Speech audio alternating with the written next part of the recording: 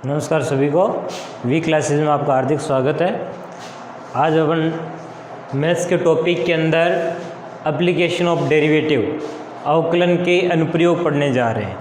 अब ये है क्या चीज़, एप्लीकेशन ऑफ डेरिवेटिव है क्या चीज़? बेसिकली जो डेरिवेशन या डेरिवेटिव होता है वो रेट डिसाइड करने के लिए होता है। अब रेट कैसे? कोई चीज़ की रेट निकालना, दर ज्ञात करना, तो वो क्या होता है? ये डेरिवेटिव है। अगर यहाँ पे अगर लिखा rate of change of quantities, मतलब राशियों में परिवर्तन की दर। अब परिवर्तन की दर कैसे निकाल? अगर मान लीजिए y और इस तरह से फंक्शन दिया हुआ है, y = f(x) दिया हुआ है, अगर मैं डेरिवेटिव करना है dy/dx निकालना है, तो ये क्या हो जाएगा? f(x) हो जाएगा।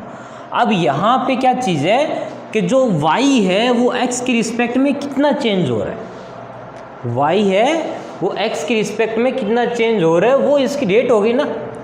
तो यहाँ पे अपन कोई सी भी क्वांटिटी को की रेट निकालना हो तो अपन क्या करेंगे? डेरिवेटिव का यूज़ लेंगे। इसके भी अलग अलग है। मान लीजिए आपके पास क्या है, कोई एक बड़ा बर्तन रखा हुआ है, उसके अंदर कुछ चीज़ भरी हुई है, पानी भरा हुआ है, उसमें से थोड़ा थोड़ा वो पानी है वो रिस रहा है, तो धीरे धीरे पानी जा रहा है, तो उसके वॉल्यूम में क्या हो रही है? कमी हो रही है। तो टाइम के रिस्पेक्ट में वो कितना डिक्रीज हो रहा है, कितना क्या हो रहा है, तो वो रेट है वो। ठीक है, तो इस प्रकार से अपन rate of change of quantities क्या कर सकते हैं। अगर मान लीजिए आपके पास ये दिया हुआ है, वॉल्यूम दिया हुआ है, वॉल्यूम है V = कुछ भी दे दिया, मान लो FT दे दिया, मतलब T के रिस्पेक्ट में अपने को चेक करना है, तो dV/dt निकालना पड़ेगा, मतलब टाइम के रिस्पेक्ट में कितना वॉल्यूम है वो चेंज हो रहा है, और वो कितना हो जाएगा? F'(t) हो जाएगा। अब ये dV/dt अगर ये पॉजिटिव होता है, अगर ये पॉजिटिव होता है तो ये क्या है? रेट ऑफ चेंज है, वो क्या हो रही है? इंक्रीजिंग में, यहाँ पर बढ़ रही है। ठीक है, बढ़ रही है। अगर आपके पास यहाँ पे नेगेटिव होता है तो नेगेटिव का मतलब क्या होता है कि रेट ऑफ चेंज है वो क्या है? घट रही है। तो इस प्रकार से अपन कोई सी भी क्वांटिटी होती है उसकी अपन रेट ऑफ चेंज निकाल सकते हैं, ज्ञात कर सकते हैं। देखिए अपने पास जो क्वेश्चन है वो ये है, calculate rate of change of volume of sphere with respect to its surface area when its radius is 2 centimetre. तो इसका मतलब ये हो गया कि आपको क्या करना है, एक गोला दिया हुआ है, एक स्फीयर दिया हुआ है, उसके वॉल्यूम में रेट ऑफ चेंज निकालनी है, कितनी है, किसके रिस्पेक्ट में? इसके सरफेस एरिया के। अगर उसकी रेडियस कितनी हो? 2 सेंटीमीटर हो। मतलब देखिए कोई भी एक गोला है, उसके आयतन में परिवर्तन की दर ज्ञात करनी है उसके पृष्ठ क्षेत्रफल के सापेक्ष, और जब उसकी त्रिज्या है वो कितनी दे रखी है? 2 सेंटीमीटर दे रखी है। ठीक है, अब देखिए यहाँ पे आपके पास रेडियस ब्लेड, मान लीजिए जो रेडियस है, रेडियस ऑफ स्फीयर वो दे रखी है आपको r से लिख दिया, r सेंटीमीटर या जो भी है। वॉल्यूम होगा वो कितना होगा? V = कितना होता है? 4/3 πr³। ठीक है, अब आपके पास क्या दे रखा है? With respect to surface area दे रखा है। चलिए अब सरफेस एरिया क्या चीज़ होती है? सरफेस एरिया या पृष्ठ क्षेत्रफल, इसको मैं लिख लेता हूँ S से, वो कितना होता है? 4πr² होता है। ठीक है, आपने को क्या करना है? इसके रिस्पेक्ट में S के, तो मेरे को चाहिए dV/ds चाहिए, dV/ds surface with respect to surface area. तो यहाँ पे dV/ds चाहिए। अब क्या करें? अब देखो V किसका फॉर्म है? R का फॉर्म है। S किसका फॉर्म है? R का फॉर्म है। तो दोनों पैरामेट्रिक फॉर्म हो गए। तो अपन क्या करते हैं? V = 4/3 πr³ differentiation with respect to R। तो जैसे ही करेंगे तो dV/dr आएगा 4/3 पाई, r³ का कितना होता है? 3r² होता है। तो ये 3r², 3 से 3 कैंसिल, तो अपने पास मिला 4πr² हो गया। ये dV/dr, ये इक्वेशन नंबर फर्स्ट दे दी। अब अपने के पास क्या दे रखा है? सरफेस एरिया दे रखा है। सरफेस एरिया कितना दे रखा है? S = 4πr²। इसी को भी क्या कर देते हैं? Differentiation with respect to r लिख लेते हैं। तो ये हो जाएगा ds/dr हो जाएगा, ये 4 पाई आर स्क्वायर के कितना हो जाएगा 2r, तो ये हो जाएगा 8 पाई आर हो जाएगा। ये इक्वेशन नंबर कितनी दे दी 2। मेरे को dv/ds चाहिए, तो मैं एक में डिवाइड करता हूँ किसका 2 का, तो एक कौन सी है dv/dr है, डिवाइड किया किससे ds/dr से। तो dv/dr की वैल्यू कितनी दे रखी है 4 पाई आर स्क्वायर, और इसकी कितनी दे रखी है 8 पाई आर दे रखी है। ठीक है, dr से dr कैंसिल, dv/ds ये काटोगे तो कितना मिला आपको, ये हो जाएगा 2r हो जाएगा। ठीक है, ये कितना हो जाएगा 2r हो जाएगा। अगर अपन बात करते हैं इसकी r की वैल्यू कितनी चाहिए, कितनी रखनी है 2 सेंटीमीटर रखनी है। ये देखो व्हेन रेडियस इज 2 सेंटीमीटर, तो dv/ds कब, जब r की वैल्यू कितनी हो 2 सेंटीमीटर हो। ठीक है, अब क्या करते हैं जैसे रखते हैं, तो dv/ds इक्वल्स टू कितना है 2 × 2, तो ये कितना हो जाएगा 4 सेंटीमीटर। ये सेंटीमीटर क्यूब होता है, ये सेंटीमीटर स्क्वायर होता है, तो खाली कितना बचेगा सेंटीमीटर क्यूब पर सेंटीमीटर भी लिख सकते हो, तो एक कट जाएगा। ठीक है, देखिए नेक्स्ट क्वेश्चन अपने पास है कि volume of cube increasing at the rate of 9 centimetre cube पर second, if their side of cube is 10 centimetre then find rate of surface area.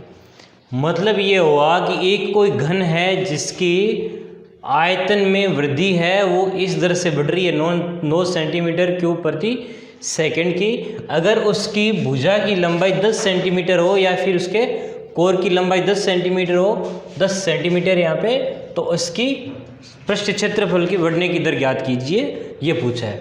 तो वॉल्यूम की रेट वो दे रखी है, आपको साइड ये दे रखी है। जब साइड ये हो जाए तो आपको रेट ऑफ सरफेस एरिया निकालनी है।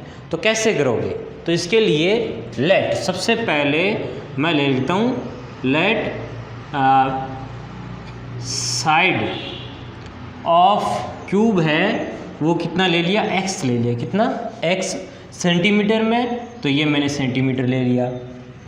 तो वॉल्यूम कितना हो जाएगा, वॉल्यूम v इक्वल्स टू कितना होता है साइड का क्यूब हो जाएगा, तो ये हो गया x क्यूब हो गया। अपने को जो गिवन है वो कितना दे रखा है, गिवन है वो दे रखा है dv/dt। क्यों लिखा मैंने, क्योंकि यहाँ पे देखिए सेंटीमीटर क्यूब, अब यहाँ पे पर सेकंड है, सेकंड है जिसका मतलब किसके रिस्पेक्ट में टाइम के, तो dv/dt दे रखा है 9 सेंटीमीटर क्यूब पर सेकंड दे रखा है। अपने को जो निकालना है वो क्या निकालना है, ds/dt है वो क्या करना है फाइंड आउट करना है।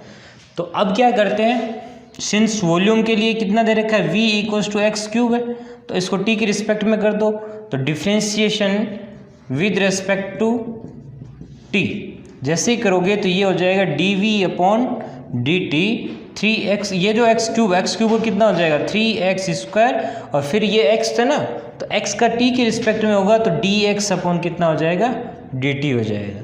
अब मैंने यहाँ पे dv/dt की वैल्यू रखनी है, वो कितनी है आपके पास 9 सेंटीमीटर, तो 9 इक्वल्स टू 3x² dx/dt, तो ये कट जाएगा 3 टाइम और ये अपॉन में आ जाएगा, तो dx/dt की वैल्यू कितनी आ गई 3/x² आ गया। ठीक है, अब surface area s equals to कितना होता है इसका क्यूब का, बताइए 6x² हो जाएगा। ठीक है, 6x² हो जाएगा, तो इसके t की रिस्पेक्ट में करते हैं differentiation with respect to t, तो ये हो जाएगा ds/dt इक्वल्स टू 6 पड़ा है, इसका कितना हो जाएगा 2x हो जाएगा, और x का कितना हो जाएगा dx/dt हो जाएगा। तो ये कितना मिला ds/dt इक्वल्स टू 12x और dx/dt। तो आप यहाँ से dx/dt की वैल्यू रख दो, आप ये इक्वेशन फर्स्ट मान लो, तो यहाँ पे रखा अपन ने फ्रॉम इक्वेशन फर्स्ट, तो यहाँ से रखा, तो ये हो गया ds/dt इक्वल्स टू, ये आपके पास 12x पड़ा है, dx/dt की वैल्यू यहाँ से उठा के पुट कर दो 12x, ये हो गया 3/x², ये कट जाएगा, और ये कितना हो जाएगा 36/x हो गया। अब कब चाहिए मेरे को ds/dt, इसने बोला है कि ये बताओ जब x की वैल्यू कितनी हो जाए, कितनी 10 सेंटीमीटर हो जाए। तो ये 10 सेंटीमीटर हो तो कितना होगा, तो 36/10 तो कितना हो जाएगा 3.6। अब s का क्या होता है, सेंटीमीटर स्क्वायर होता है, और अपॉन में t है तो कितना हो जाएगा, सेकंड हो जाएगा। ये इसका क्या आ गया, आंसर आ गया। ठीक है, देखिए नेक्स्ट क्वेश्चन अपने पास, droplets leak from base of conical shape keep at the rate of 4 centimetre cube पर सेकेंड। 4 सेंटीमीटर क्यूब पर सेकेंड मतलब वॉल्यूम में, rate of volume change, rate of change in volume है ना। Find rate of decrease slant height of cone while slant height is of water is 4 centimetre and semi vertical angle is 60 degree. देखिए अब आपको क्या दिया हुआ है, ये जो कीप है यहाँ पे छेद है और यहाँ से पानी ड्रॉप कर रहा है, और जो दे रखा है वॉल्यूम में चेंज हो रहा है। जो गिवन है वो क्या है, गिवन वो dv/dt दे रखा है, कितना दे रखा है 4 सेंटीमीटर क्यूब पर सेकेंड दे रखा है। ठीक है, मान लीजिए आपने यहाँ पे स्लैंट हाइट ले ली, L ले ली, कितनी ले ली L, और ये जो हाइट है वो ले ली अपन ने H ले ली, और इसकी जो रेडियस है वो कितनी ले ली अपन ने R। ठीक है, रेडियस है वो ले ली अपन ने R ले ली, स्मॉल r, और स्लैंट हाइट है वो कितनी ले ली, वो ले ली L, और जो हाइट है उसकी वो कितनी ले ली H ले ली। ठीक है, अब रही बात, अपने को क्या पूछा, rate of change decrease slant height, मतलब जो फाइंड आउट करना है वो करना है dl/dt, ये चेक करना है। जबकि वर्टिकल एंगल कितना दे रखा है, सेमी वर्टिकल एंगल 60 डिग्री दे रखा है। अब क्या किया जाए, अब सबसे पहले बात करते हैं वॉल्यूम की। वॉल्यूम ऑफ कॉन कितना होता है, volume of cone V = 1/3 πr² H होता है। सही है, अब रही बात मेरे पास H दिया हुआ है, चेंज क्या क्या R भी है और H भी है। मेरे पास R दिया हुआ है, चेंज H दिया हुआ है, कुछ है, अपने को निकालना क्या है, L निकालना है। तो अपन कैसे सोल्व करेंगे, कैसे नहीं करेंगे। अब देखिए मेरे को H भी गायब करना है और R भी गायब करना है, और किसके फॉर्म में लेके आना है, L के फॉर्म में।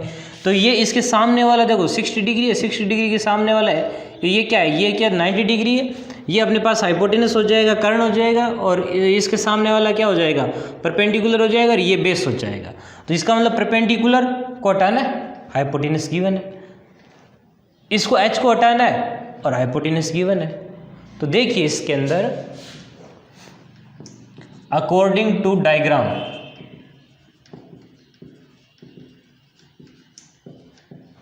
यहाँ पे क्या दिया हुआ है, अगर मेरे को R को हटाना है तो कैसे करूँगा मैं, R को हटाने के लिए R ये रहा परपेंडिकुलर, और ये हाइपोटेनस, परपेंडिकुलर अपॉन हाइपोटेनस क्या होता है, मतलब R/L क्या हो जाता है, साइन थीटा होता है। थीटा की वैल्यू कितनी दे रखी है, 60 डिग्री।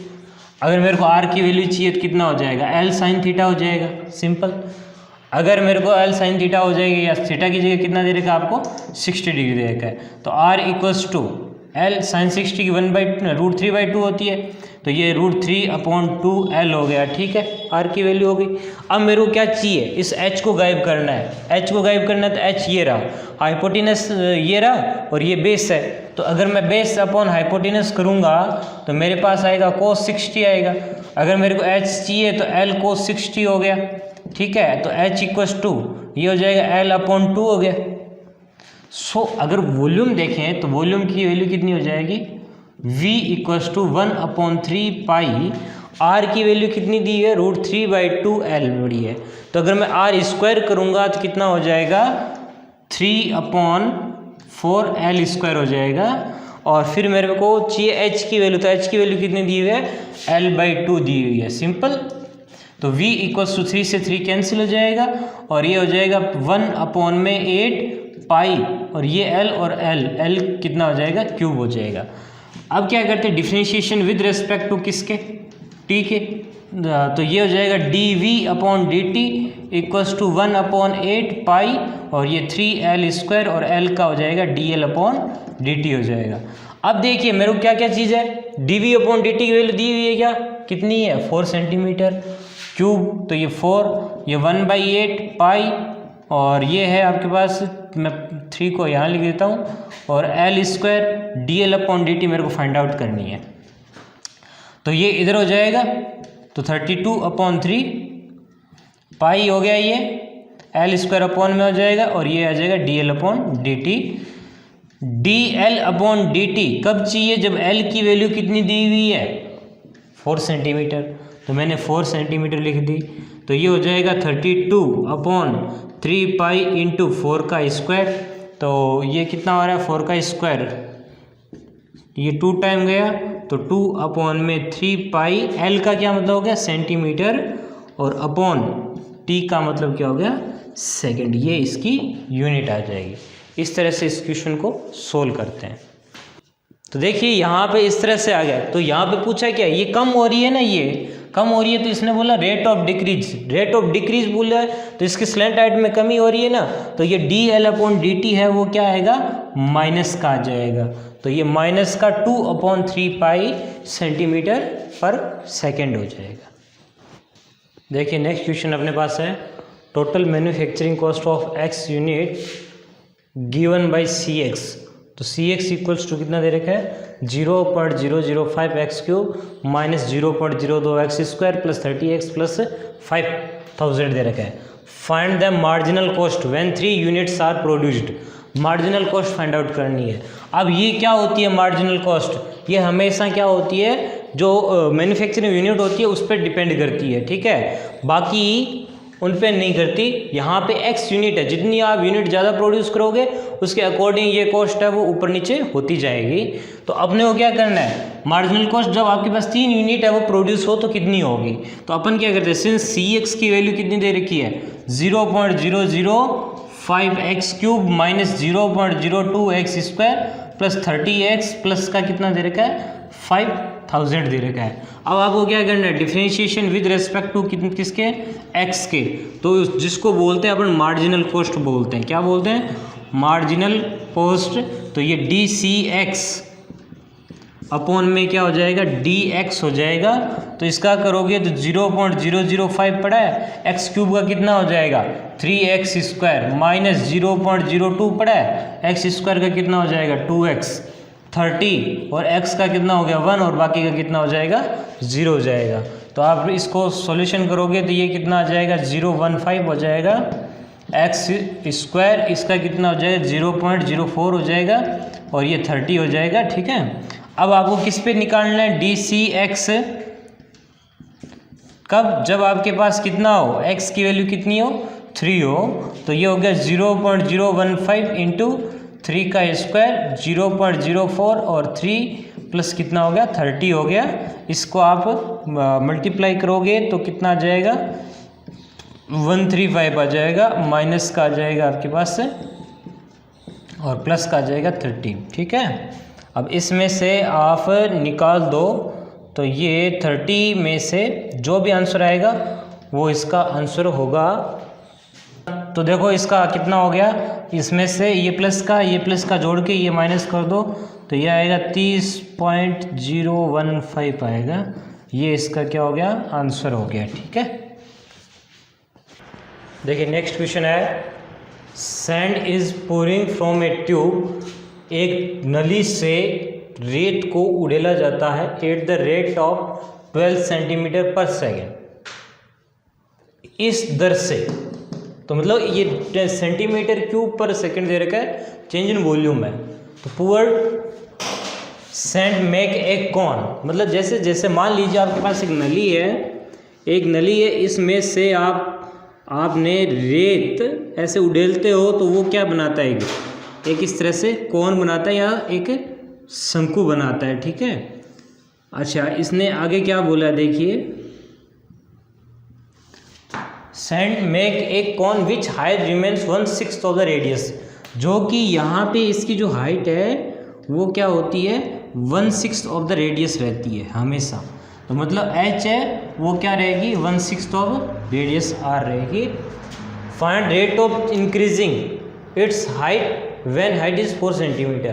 तो आपको क्या पूछा है? dh/dt फाइंड आउट करना है। कब? जब h की वैल्यू कितनी हो? 4 सेंटीमीटर हो। ये आपको फाइंड आउट करना है।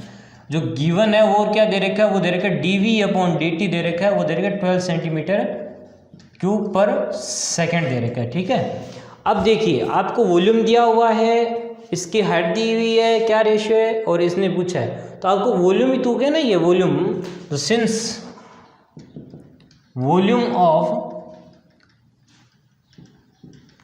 कौन वो कितना होता है, V = 1/3 πr² होता है। ठीक है, अब यहाँ पे R भी चेंज हो रहा है, H भी चेंज हो रहा है, मेरे को एक में लेके आना है, या तो R में लेके आओ या फिर H में लेके आओ।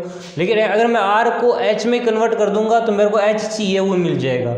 अगर मैंने H को R में कन्वर्ट कर दिया थोड़ा डिफिकल्ट हो जाएगा, क्यों, क्योंकि यहाँ पे मेरे को क्या चाहिए, dH/dt चाहिए।